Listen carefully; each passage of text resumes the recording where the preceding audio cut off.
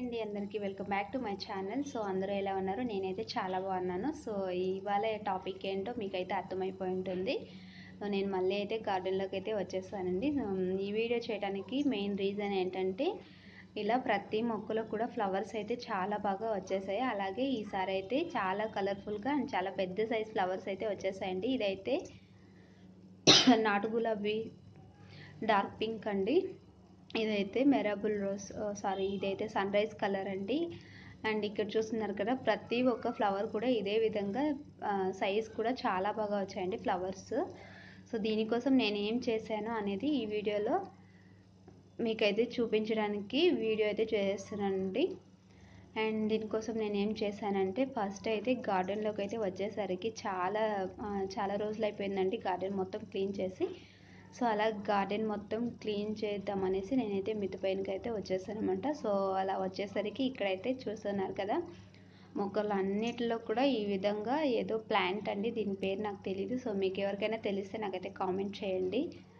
And ఈ విధంగా అన్ని మొక్కల్లో కూడా ఇదే విధంగా అయితే చెత్త చాలా ఎక్కువగా వచ్చేసింది. ఇంకా నాకు విసుగు వచ్చేసి మొత్తం కూడా ఇలా క్లీన్ చేసేయాలని డిసైడ్ అయిపోయి ఈ విధంగా అయితే మొత్తం మట్టి మొత్తాన్ని లూజ్ చేసుకుంటే అన్ని మొక్కల్ని కూడా ఇదే విధంగా క్లీన్ చేసుకుంటున్నానండి. సో ఇలా క్లీన్ చేసుకున్న తర్వాత వాటిలో ఉన్న చెత్త మొత్తాన్ని కూడా తీసేసి, ఇక్కడ కనిపిస్తుంది కదా చిన్నగా ఆకు, అదేనండి చాలా హెవీగా అయితే వస్తూనే ఉంటుంది. తీస్తూనే ఉంటాను, అదైతే చాలా ఎక్కువగా వస్తూనే ఉంటుంది. అండ్ ఈ విధంగా చేసుకున్న తర్వాత అందులో ఉన్న చెత్త మొత్తాన్ని కూడా పారేసాను. ఆ తర్వాత ఏం చేశానంటే డిఏపి అనేది మన ప్రతి ఒక్కరికి తెలిసి ఉంటుంది కదా. సో డిఏపిని అయితే నేనైతే డైరెక్ట్గా అన్ని మొక్కలకి ఇచ్చానన్నమాట. సో ఈ డిఏపిని మనం డైరెక్ట్గానూ ఇవ్వచ్చు, లేదు అంటే మనం వాటర్లో నానబెట్టేసి ఆ వాటర్ని మళ్ళీ ఇంకొంచెం వాటర్ అయితే యాడ్ చేసుకొని అలా అన్ని మొక్కలకు కూడా ఇవ్వచ్చండి. సో నేనైతే డైరెక్ట్గా వేసేసుకుంటున్నాను ఇక్కడ చూపిస్తున్న విధంగా. సో చూస్తున్నారు కదా, ఈ విధంగా అన్ని మొక్కలకు కూడా డిఏపి అయితే ఇచ్చేసిన తర్వాత ఇంకా వాటర్ అయితే ఇచ్చానండి. సో అలా వాటర్ అయితే ఇచ్చేసిన తర్వాత అలా 1 మంత్ అయితే వదిలేసానండి. ఆ తర్వాత 1 మంత్ తర్వాత చూసేసరికి ఇంకా మొగ్గలండి. ప్లాంట్స్ మొత్తంలో కూడా గులాబీలు అయితే చాలా బాగా వచ్చేసాయి. నేనైతే చాలా కట్ చేసేసానండి. సో ఇప్పుడు విచ్చుకున్న ఫ్లవర్స్ మాత్రమే నేను ఈ విధంగా వీడియో చేశాను. సో చూస్తున్నారు కదా, ఇంతకుముందు అయితే చాలా ఫ్లవర్స్ అయితే తీసేసాను.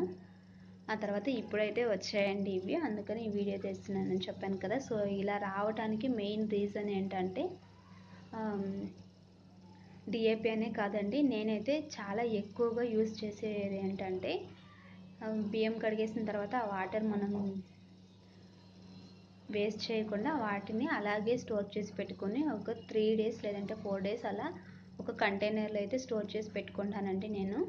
సో అలా పెట్టుకున్న వాటర్ని నేను ఏం చేశానంటే బాగా పులిసిపోయినట్టు అనిపిస్తుంది కదా, ఆ విధంగా ఉన్నప్పుడైతే నేను వీక్లీ ఒక్కసారైనా పర్వాలేదు, లేదు అంటే మంత్లీ 2 వీక్స్కి ఒకసారైనా పర్వాలేదండి, ఆ వాటర్ అయితే ఇస్తూ ఉంటానండి. సో ఆ వాటర్ని ఇవ్వడం వల్ల ఏంటంటే మన మొక్కలన్నిటిలో కూడా పూలు కానీ అలాగే ఫ్రూట్స్ ప్లాంట్స్లో కూడా అంతేనండి, చాలా బాగా ఫ్రూట్స్ అనేది చాలా బాగా వస్తాయి. ప్రతి ఒక్క మొక్కకు కూడా మనం ఈ బియ్యం కడిగిన వాటర్ని అయితే యూజ్ చేయొచ్చండి. చూస్తున్నారు కదా, ఫ్లవర్స్ అయితే చాలా కలర్ఫుల్గా వస్తాయని అయితే చెప్తున్నానండి. ఆ తర్వాత మనము ఎగ్ షెల్స్ కానీ లేదంటే అరటిపళ్ళు తినేసిన తర్వాత ఆ తొక్కలు కూడా వేస్ట్గా పడేస్తూ ఉంటాం కదా, వాటిని ఆ తర్వాత టీ తాగేసిన తర్వాత చాయ్ పత్తిని అయితే మనం వేస్ట్గా పడేస్తుంటాం కదా. సో వీటి మూడింటిని కూడా ఎండబెట్టేసేసి వాటిని కూడా పౌడర్ రూపంలో అయితే మన మొక్కలన్నిటికి కూడా 15 డేస్కి ఒకసారి ఎలా ఇస్తూ ఉన్నామంటే వాటికి మంచి కాల్షియం అనేది అందుతుందండి. అలాగే ఫ్లవర్స్ కూడా బాగా పెద్ద సైజులో రావడానికి చాలా హెల్ప్ చేస్తుంది. సో నేను ఈ విధంగా అయితే అన్ని మొక్కలకి ఇదే విధంగా 15 డేస్కి ఒకసారి బియ్యం కడిగిన వాటర్ని అయితే వీక్లీ ఒక్కసారైనా ఇస్తూ ఉంటానండి. ఇంకా పులిసిపోయిన మజ్జిగ ఉంటుంది కదా, ఆ మజ్జిగనైతే అది కూడా మొక్కల పైన స్ప్రే చేయడం వల్ల పెస్టిసైడ్స్ అనేది చాలా తక్కువగా అయితే వస్తాయంటే ప్లాంట్స్కి నేనైతే ఈ విధంగా ఇస్తూ ఉంటాను. సో చూస్తున్నారు కదా, అండ్ ఇంపార్టెంట్ ఏంటంటే ఇక్కడ ఎగ్ ఆయిల్ అయితే స్ప్రే చేస్తూ ఉండాలండి. వీక్లీ కాదు, మంత్లీ ఒక్కసారైనా ఎగ్ ఆయిల్ అయితే స్ప్రే చేయాలండి. ఎందుకంటే నీమ్ ఆయిల్ తర్వాత ఎగ్ ఆయిల్ మొత్తం కూడా మిక్స్ చేస్తాం కాబట్టి మన మొక్కలు అనేవి ఈ విధంగా హెల్తీగా అలా చాలా గ్రీనిష్గా కూడా ఉంటాయండి.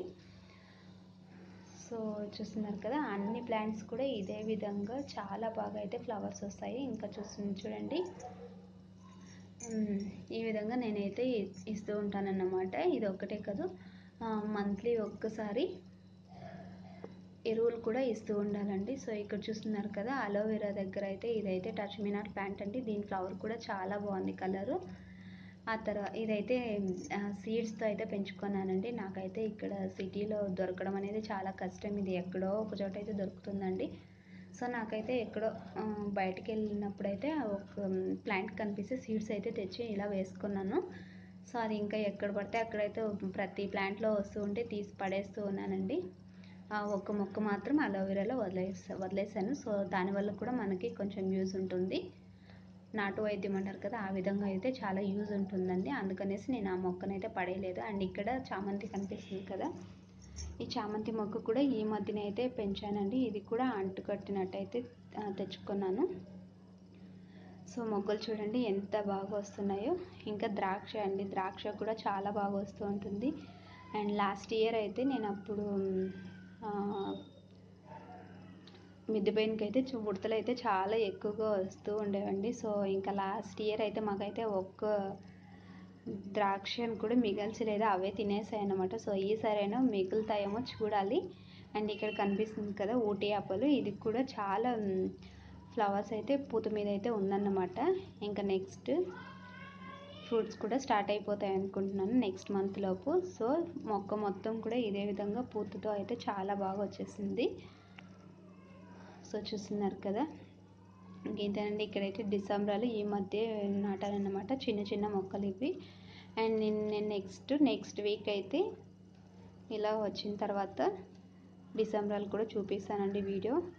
ఓకే అండి, నా వీడియో మీకు నచ్చినట్లయితే ప్లీజ్ లైక్ చేయండి, అలాగే సబ్స్క్రైబ్ చేసుకోవడం మర్చిపోకండి. Okay friends, thank you.